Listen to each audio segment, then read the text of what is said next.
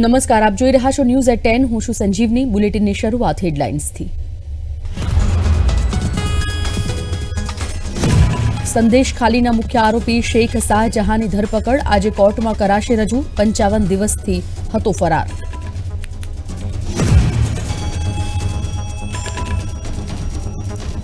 ચંદ્રયાન 3ની સફળતા બાદ ફરી એક વખત ઇસરો રચશે ઇતિહાસ. વર્ષ 2028માં લોન્ચ થશે ચંદ્રયાન 4.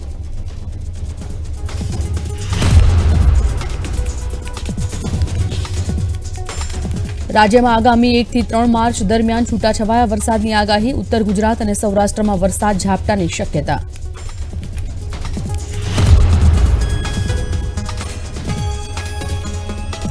જૂનાગઢમાં 8મી માર્ચે યોજાશે મહાશિવરાત્રી મેળો. ધામધૂમથી નીકળશે દિગંબર સાધુઓની રવાડી.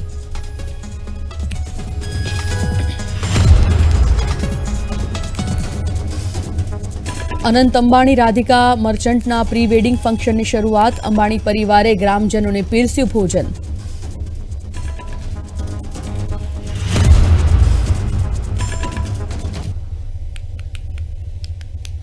વિગતવાર સમાચારમાં સૌથી પહેલા વાત કરીએ. આજે ભાજપની રાષ્ટ્રીય ચૂંટણી સમિતિની બેઠક યોજાવા જઈ રહી છે અને આ બેઠક લોકસભા ચૂંટણીના ઉમેદવારોને લઈને ચર્ચા કરવા માટે યોજાઈ રહી છે. મળતી માહિતી અનુસાર પીએમ મોદી અને અમિત શાહની હાજરીમાં બેઠકમાં ચર્ચા થશે. આ મિટિંગમાં 8 રાજ્યોના ઉમેદવારોના નામ પર મંથન થઈ શકે છે. આ બેઠક બાદ આજે ઉમેદવારોની પ્રથમ યાદી જાહેર કરવામાં આવે તેવી પણ શક્યતા છે. 100-120 ઉમેદવારોના નામની જાહેરાતની સંભાવના છે, જેમાં ગુજરાતના પણ કેટલાક ઉમેદવારો હોઈ શકે છે.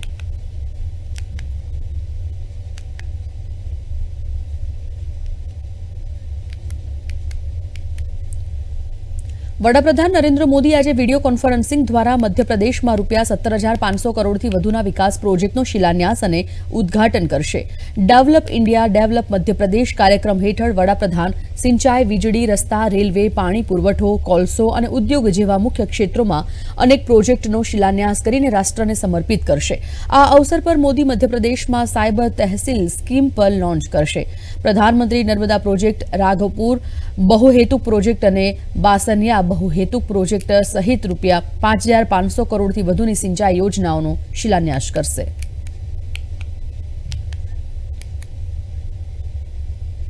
વડાપ્રધાન નરેન્દ્ર મોદી 8 માર્ચથી આસામની 2 દિવસીય મુલાકાતે જવાના છે. ત્યારે આ દરમિયાન તેઓ કાઝીરંગા રાષ્ટ્રીય ઉદ્યાનમાં રોકાવાના છે અને જંગલ સફારી પણ કરવાના છે.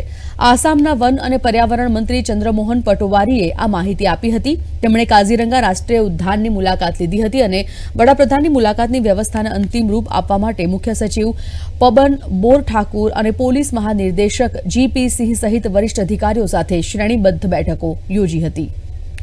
આગળ વાત કરીએ તો 6 રાષ્ટ્રીય પક્ષીઓને 2022-23ના નાણાકીય વર્ષમાં લગભગ ₹3,077 કરોડની આવક થઈ છે, જેમાં સૌથી વધુ આવક ભાજપને ₹2,361 કરોડ થઈ છે. એસોસિએશન ફોર ડેમોક્રેટિક રિફોર્મ્સને આ જાણકારી આપી છે. ભાજપની આવક નાણાકીય વર્ષ 2022-23 દરમિયાન 6 રાષ્ટ્રીય પક્ષોની કુલ આવકના 76.73% છે. કોંગ્રેસે 452.375 કરોડ રૂપિયાની આવક સાથે બીજા ક્રમે છે. ભાજપ અને કોંગ્રેસ ઉપરાંત બીએસપી, આપ, નેશનલ પીપલ્સ પાર્ટી અને સીપીઆઈએમએ તેમની આવક જાહેર કરી છે.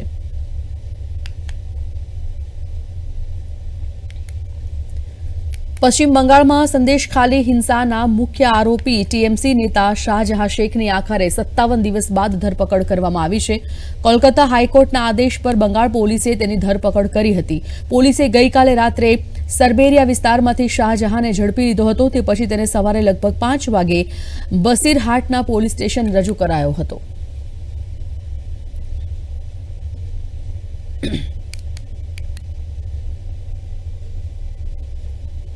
પશ્ચિમ બંગાળની શાસક તૃણમૂલ કોંગ્રેસે ગુરુવારે પક્ષના ફરાર નેતા શાહજહાં શેખની ધરપકડને આવરી લીધી છે.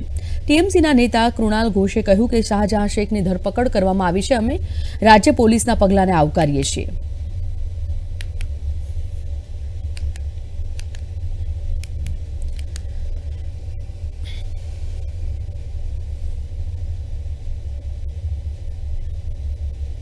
Sheikh Shahjahan has been arrested. We welcome the steps of state police. You see, our leader Abhishek Banerjee earlier pointed out rather, that due to some parts of order from Honorable High Court, State Police has been restrained from taking any action. And after Abhishek Banerjee pointed out the problem, the Honorable High Court, they removed the restrictions and police became free. We had full trust and faith upon our police and administration. We said that within a few days you can see the result. And today Shahjahan has been arrested. માઇક્રોસોફ્ટના ભૂતપૂર્વ CEO bill ગેટ્સે જણાવ્યું હતું કે ભારત સાથેની તેમની ભાગીદારી મુખ્યત્વે આરોગ્ય અને શિક્ષણ પર આધારિત છે. તેમણે કહ્યું કે સમાન વિકાસ માટે આ ખૂબ જ મહત્વપૂર્ણ પાસું છે. તો માઇક્રોસોફ્ટના સહસ્થાપક બિલ ગેટ્સ ભારતની મુલાકાતે છે ત્યારે કેન્દ્રીય આરોગ્ય મંત્રી મનસુખ માંડવિયાએ સાથે બેઠક કરી હતી. આ દરમિયાન તેમણે જણાવ્યું હતું કે વડાપ્રધાન નરેન્દ્ર મોદીના વિઝનના નેતૃત્વમાં ભારત સંશોધન અને નવીનતા પર ધ્યાન કેન્દ્રિત કરે છે.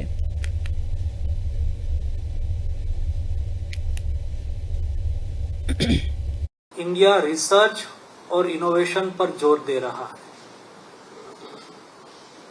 अभी मोदी जी के नेतृत्व में हमारे पास ब्रेन पावर और मैन पावर के साथ विल पावर ऐड हुआ है.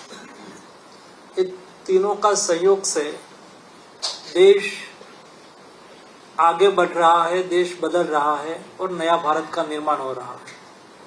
हम चाहते हैं कि दुनिया स्वस्थ रहे.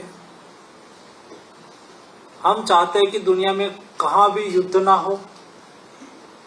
हम चाहते हैं दुनिया में कोई भी जगह पे ह्यूमन क्राइसिस ना हो, लेकिन क्राइसिस की स्थिति हो तब हमारा भीष्म क्यूब सभी को सहयोगी हो.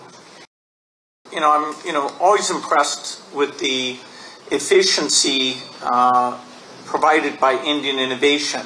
Of course, for the foundation, that's meant that we work with the vaccine manufacturers together with the Ministry of Health to make sure that India is constantly coming up with new low-cost vaccines. And as was mentioned during the pandemic, the majority of the world's COVID vaccines were made here in India, including a lot from key partners of the foundation like Serum Institute, BioE, and others.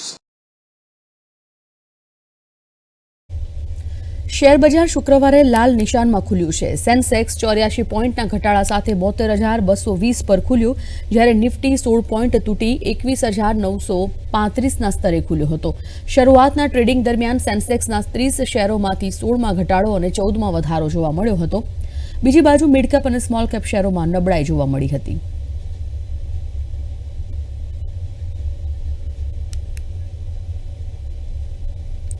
રાજ્યમાં આગામી 1 થી 3 March દરમિયાન છૂટાછવાયા વરસાદની આગાહી કરવામાં આવી છે.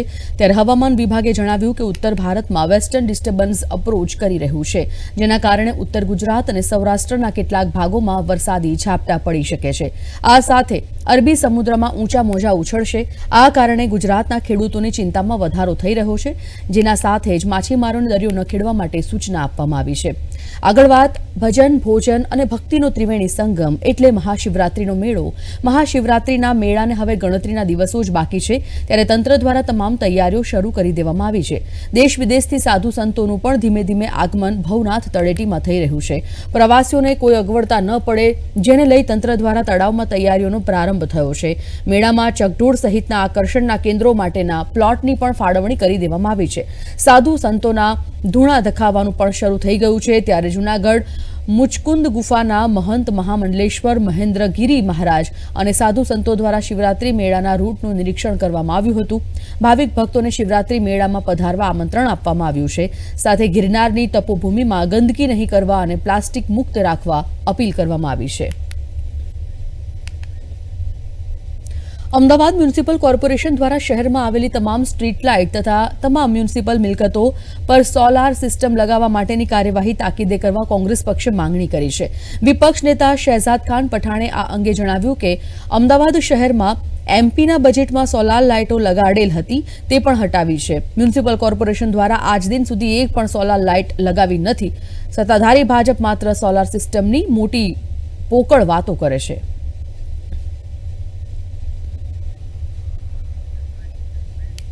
ગુજરાત વિધાનસભાની અંદર આરોગ્ય મંત્રી ઋષિકેશ પટેલ દ્વારા આરોગ્ય યુનિવર્સિટી ઓફ ટ્રાન્સપ્લાન્ટેશન અધિનિયમ 2015 વધુ સુધારા માટે 2024નું વિધિ 1 લઈને આવ્યા છે. કોઈ પણ સારું વિદ્યાર્થીઓ હોય, શિક્ષણ માટેનું હોય, લોકોના આરોગ્ય માટેનું હોય કે ટ્રાન્સપ્લાન્ટેશન માટેનું, એનું હંમેશા અમે સમર્થન કર્યું છે. 15 પછી યુનિવર્સિટીની સ્થાપના થઈ. આજ દિન સુધી એની અંદર કાયમી કુલપતિ કે કાયમી રજિસ્ટ્રારની નિમણૂક કરવામાં આવી નથી. જે રજિસ્ટ્રારની ભરતી થોડા સમય પહેલા કરવામાં આવી તેની અંદર પણ ગેરરીતિ થઈ છે. એની હાઈકોર્ટની અંદર પિટિશન ચાલુ છે. 2015ની અંદર આ યુનિવર્સિટી બની એ વખતે ઉતાવળની અંદર કાયદાની અંદર સરકારને ખબર છે કે ગુજરાત અને ભારતની જેટલી પણ યુનિવર્સિટી છે એની અંદર ઉપકુલાધિપતિની કોઈ પોસ્ટ હોતી નથી. આ પોસ્ટ લાવ્યા. ક્વોલિટીવાળી આરોગ્યને લગતી સંસ્થા બનાવવા માગતા હોય ત્યારે એની અંદર સ્ટાફ પણ ક્વોલિફાઈડ હોવો જોઈએ.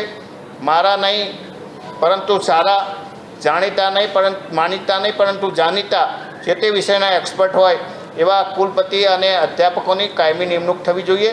માત્ર વાતો કરવાથી કે સુધારો લાવવાથી આરોગ્ય શિક્ષણની અંદર અથવા ઓર્ગન ટ્રાન્સપ્લાન્ટની અંદર કોઈ ફેર પડવાનો નથી. ઓર્ગન માટે યુનિવર્સિટીની જરૂર છે તે અંગે બિલ રજૂ થયું અને પાસ પણ થયું, તેમ પૂર્વ મંત્રી અને ભાવનગરના ધારાસભ્ય જીતુ વાઘાણીએ કહ્યું. લગભગ 300થી વધારે આરોગ્ય સાથે સંકળાયેલા સંસ્થાઓ આ યુનિવર્સિટી સાથે કામ કરે છે. સુચારુ સંચાલન માટે વ્યવસ્થા તંત્ર ઊભું કરવામાં આવ્યું છે, ત્યારે કાયદાની જોગવાઈ મુજબ કુલપતિની નિમણૂક થશે. સુધારા એ ક્યારેય કોંગ્રેસ જોઈ શકતી નથી. એક એ પ્રકારની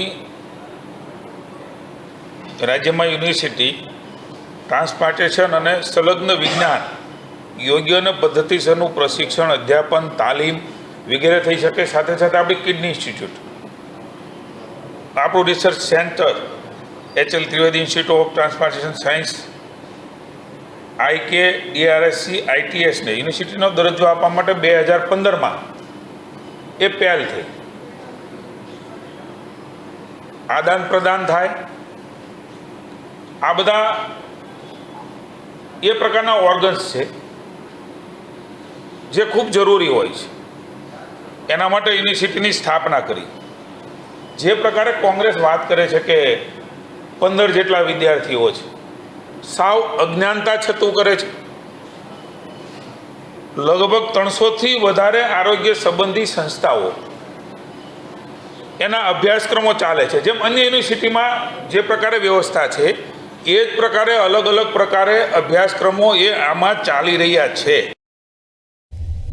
ગુજરાત વિધાનસભામાં પ્રશ્નોત્તરી કાળ બાદ સાવરકુંડલાના ધારાસભ્ય મહેશ કિશવાલાએ કોંગ્રેસ નેતા અર્જુન મોઢવાડિયાએ કરેલા નિવેદનને વખોડ્યું. તેમણે કહ્યું, કોંગ્રેસે સુશાસન આપ્યું છે તો નર્મદાના પાણી માટે વલખાણ ન માર્યા હોત. વિધાનસભાના ફ્લોર પર નાણાં વિભાગ અને ઉર્જા વિભાગની માગણીઓ સંદર્ભે વિપક્ષના માનનીય નેતા અર્જુનભાઈ મોઢવાડિયાએ જે પ્રકારની વાતો કરી અને પોતાના પક્ષના શાસનની જે તે વખતની નિષ્ફળતાઓને બચાવવાનો પ્રયાસ કર્યો છે. હું બહુ વિવેકપૂર્ણ માનનીય અર્જુનભાઈને કહેવા માગું છું કે અર્જુનભાઈ, સામાજિક સંબંધોને રાજકીય ત્રાજવે તોડી અને કોંગ્રેસની નિષ્ફળતાને બચાવવા માટેના આ પ્રયાસો હવે બંધ થવા જોઈએ. સમય બદલાઈ ચૂક્યો છે.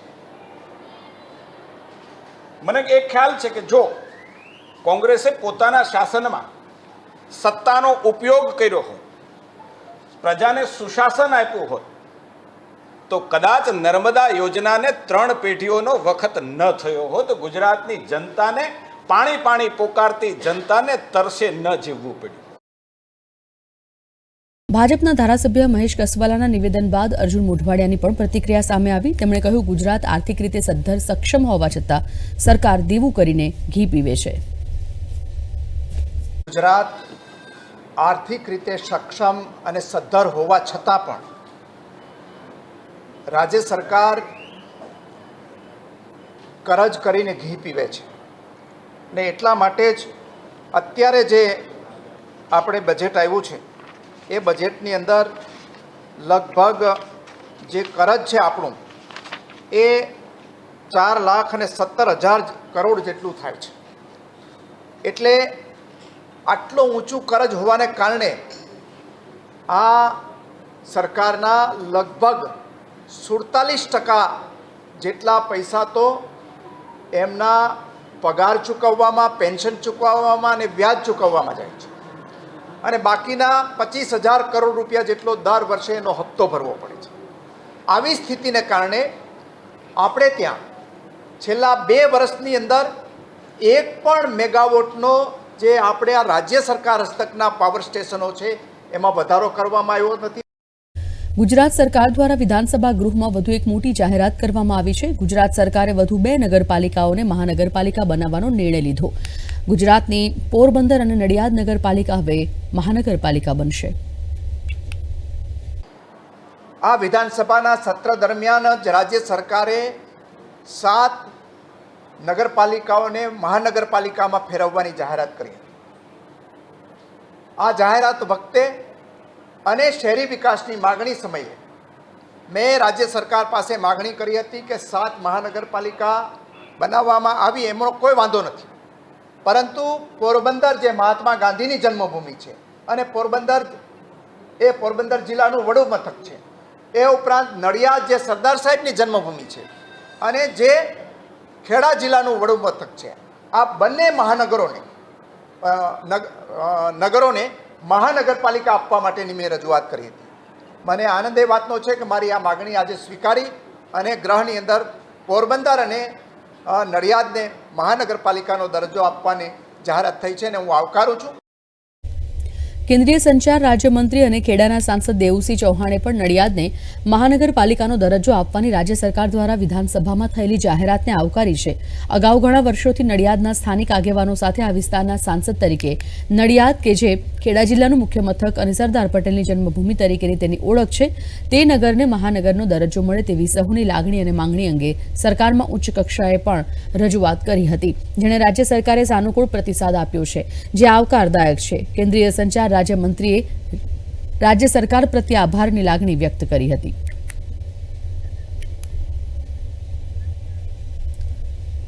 બુલેટિનમાં અત્યારે બસ આટલું જ. નમસ્કાર.